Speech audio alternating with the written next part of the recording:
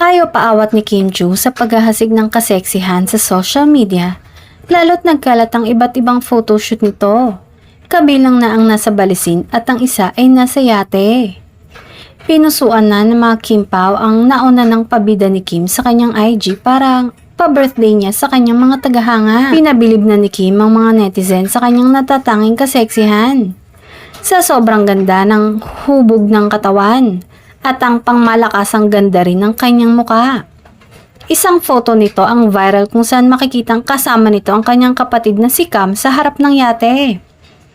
Long shot ang pagkakakuha kay Kim habang nasa pinakataas ng yate. Pero mas lalong tumingkad ang world-class appeal ng kapamilya star. Sa nasabing larawan, nakasuot ng dark shades si Kim na animoy Hollywood star sa kategorya ng mga Kardashians.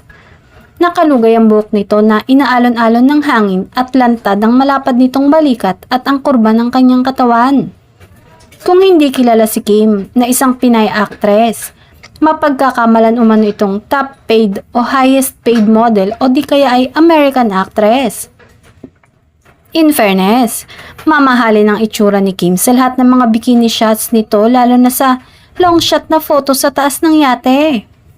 Kabog nga ni Kim ang maraming nagpictorial, say ng ate nito. Lumabas talagang international star ang aura ng box office star. Pero ang mas curious ay sino ang kasama nitong lalaki na nasa yate rin. May mga nanguhula na si Paolo Avellino daw ito.